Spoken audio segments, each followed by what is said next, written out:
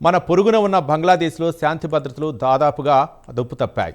Minority హిందువుల పరిస్థితి మాత్రం ఘోరంగా తయారైంది. బంగ్లాదేశ్ విద్యార్థి నాయకుడు హదీ హత్య తర్వాత బంగ్లాదేశ్లో మత ఛాందసవాదులు ముఖ్యంగా ఇండియాతో పాటు స్థానికంగా హిందువులనే లక్ష్యంగా చేసుకుని వారి ఇళ్లను ఆస్తులను ధ్వంసం చేస్తున్నారు. దీంతో బాస్పెమీ పేరుతో అమాయక హిందువుల ప్రాణాలు తీస్తున్నారు. ఈ ఏడాది జూన్ నుంచి డిసెంబర్ వరకు సుమారు 71 బ్లాస్ఫెమీ ఘటనలు చోటు చేసుకున్నాయి. బంగ్లాదేశ్ మానవ హక్కుల సంఘం తాజాగా ఒక నివేదికలో పేర్కొంది. బంగ్లాదేశ్లో ప్రస్తుతం హిందువుల పరిస్థితిపై మరింత సమాచారం తెలుసుకుందాం.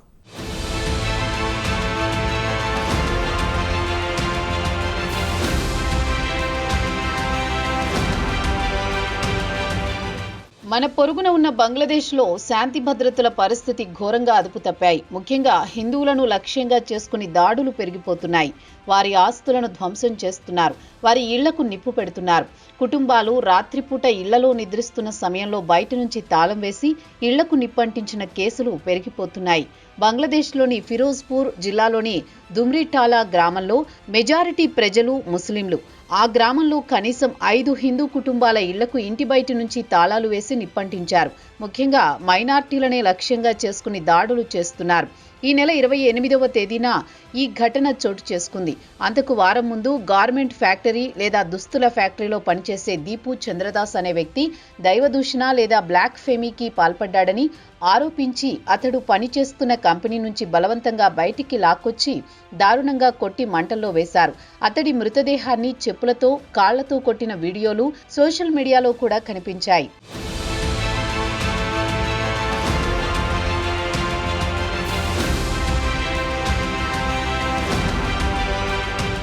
కాగా దీపు చంద్రదాస్ అనే 29 ఏళ్ల యువకుణ్ణి బ్లాస్ఫెమీకి పాల్పడ్డాడని ఈ నెల 18వ తేదీన మైమెన్ సింగ్ ఏరియాలో అత్యంత దారుణంగా చంపేశారు. అదే రోజు బంగ్లాదేశ్లో షేక్ హసీనాను గద్దెదించిన విద్యార్థి నాయకుడు షరీఫ్ ఉస్మాన్ హాదీ హత్య తర్వాత హిందూ మైనార్టీలపై దాడులు విపరీతంగా పెరిగిపోయాయి.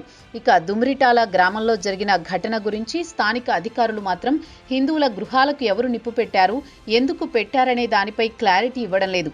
బంగ్లాదేశ్ మీడియాలో వస్తోన్న వార్తల ప్రకారం హిందువులు నివసిస్తున్న ఇళ్లలోని ఒక గదిలోకి పెద్ద మొత్తంలో దుస్తులు కూరి వాటికి నిప్పు అంటించారు. ఆ మంటలు కాస్త ఇరుగు పొరుగు ఇళ్లకు విస్తరించాయని చెబుతున్నారు. బాధితుల్లో ఒకరైన సాహీ కుటుంబాన్ని ఢాకా నుంచి ఓ మీడియా సంస్థకు చెందిన రిపోర్టర్ మాట్లాడాలనుకున్నా అతడు భయంతో వణికిపోతున్నాడు. వాస్తవాలు తెలిసినా బహిరంగంగా చెప్పలేకపోతున్నాడు. తమ ఇళ్లకు ఎవరు నిప్పు పెట్టింది తమకు తెలియదని పోలీసులు కేసు నమోదు చేసుకుని దర్యాప్తు చేస్తున్నారని చెబుతున్నాడే తప్ప బలంగా గొంతు విప్పి జరిగిన దారుణం గురించి మాత్రం చెప్పలేకపోతున్నాడు.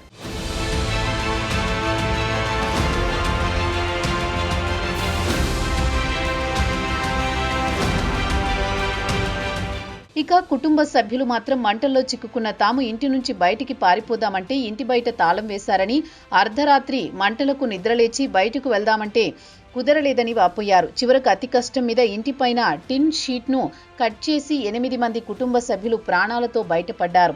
అయితే ఇంట్లో ఉన్న వస్తువులన్నీ మంటలకు బూడిదైపోవడంతో పాటు తాము పెంచుకున్న కుక్క కూడా ప్రాణాలు కోల్పోయిందని సాహా కుటుంబ సభ్యులు జరిగిన సంఘటన గురించి చెప్పారు. కాగా ఈ సంఘటన రాజధాని ఢాకాకు 240 కిలోమీటర్ల దూరంలో ఉన్న దుమ్రితాలాలో జరిగింది.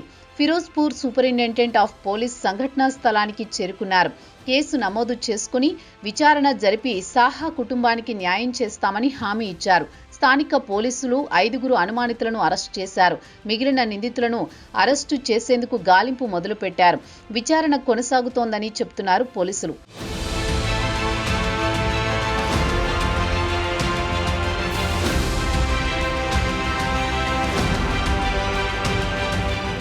అయితే సోషల్ మీడియాలో ఈ వీడియోలు వైరల్ అయ్యాయి. ఒక వీడియోలో దుమ్రిటాలా గ్రామంలో పలు ఇళ్లకు నిప్పు పెట్టిన తర్వాత మంటలను ఆర్పడానికి స్థానికులు మంటలపై నీళ్లు చల్లుతున్న వీడియోలు కనిపించాయి.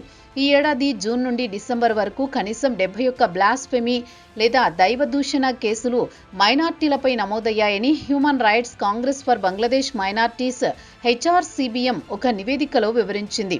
కాగా దేశంలోని 30 కంటే ఎక్కువ జిల్లాల్లో హిందువులపై బ్లాస్ఫెమీ కేసులు నమోదయ్యాయని, వాటిలో చాంద్పూర్, చెట్టోగ్రామ్, దీనాజ్పూర్, లాల్మో, నిర్హాట్, సునమ్గంజ్, ఖుల్నా, కొమిల్లా, గాజీపూర్, టాంగైల్ మరియు సిల్హెట్ జిల్లాల్లో జరిగాయని వెల్లడించింది. బంగ్లాదేశ్ పౌర హక్కుల గ్రూపు కూడా ఒక పద్ధతి ప్రకారం మైనార్టీలను బ్లాస్ఫెమీ పేరుతో కేసుల్లో ఇరికిస్తున్నారని విమర్శిస్తున్నారు. ఇక బ్లాస్ఫెమీ ఆరోపణలు ఎదుర్కొన్న వ్యక్తిపై పోలీసులు చర్యలు తీసుకోవడం లేదా ప్రజలే గుంపుగా ఏర్పడి దాడి చేసి చంపడం లాంటివి జరుగుతుంటాయి. ఇలాంటి కేసులు ఇటు పాకిస్తాన్తో పాటు బంగ్లాదేశ్లో సర్వసాధారణమైపోయాయి.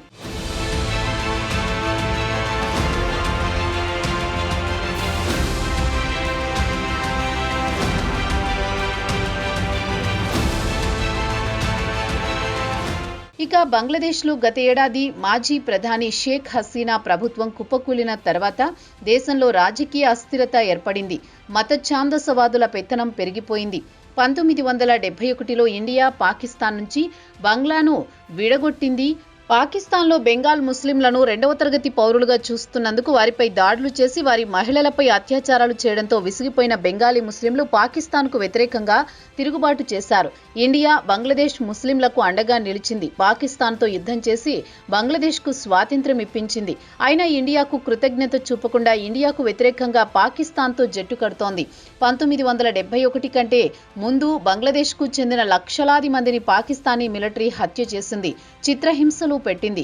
బెంగాలీ ముస్లిం యువతులపై అత్యాచారాలకు పాల్పడింది. బంగ్లాదేశ్కు ఇండియా కష్టకాలంలో అండగా నిలిచినా ప్రస్తుతం బంగ్లాదేశ్ నాయకులు మాత్రం ఇండియాపై విషం కక్కుతున్నారు.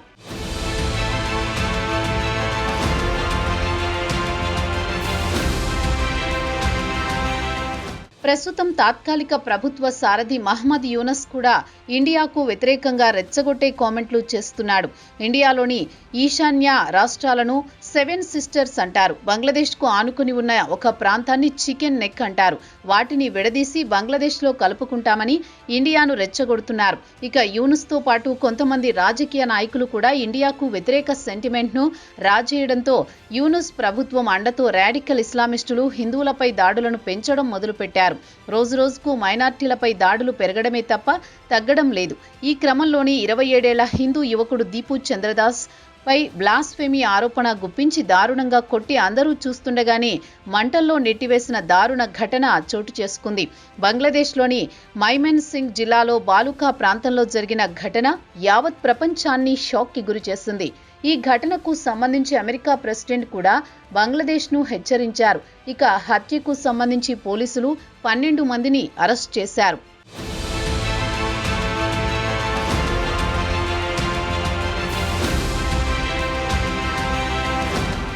దీపు చంద్రదాస్ను మంటల్లో కాల్చి చంపిన తర్వాత ఈ నెల 24న రాజ్బారీ టౌన్లో మరో హిందూ యువకుడు అమిత్ మోండాల్ అలియాస్ సామ్రాట్ను ఒక గుంపు కొట్టి దారుణంగా చంపింది.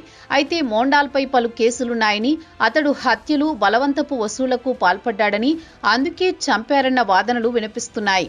ఇక బంగ్లాదేశ్ మొట్టమొదటి ప్రధాని 80 ఏళ్ల ఖలీదా జియా సుదీర్ఘకాలం పాటు అనారోగ్యంతో బాధపడుతూ మంగళవారం ఉదయం కన్నుమూశారు. ఆమె కుమారుడు తారిక్ రెహమాన్ గత గురువారం నాడు లండన్ నుంచి ఢాకాకు చేరుకున్నారు. పార్టీ పగ్గాలు చేపట్టారు. వచ్చి రాగానే తనకు విజన్ ఉందని, ఆ దేశం అందరిది, ముస్లిం, హిందువులు, క్రిస్టియన్లదని, మార్జిన్ లూథర్ కింగ్ తనకు ఆదర్శమని చెప్పుకొచ్చారు. మరి వచ్చే ఏడాది ఫిబ్రవరిలో జరిగే ఎన్నికల్లో గెలిచిన తర్వాతైనా హిందువుల బతుకులకు భద్రత కల్పిస్తారేమో చూడాలని అంటున్నారు బంగ్లాదేశ్ హిందువులు.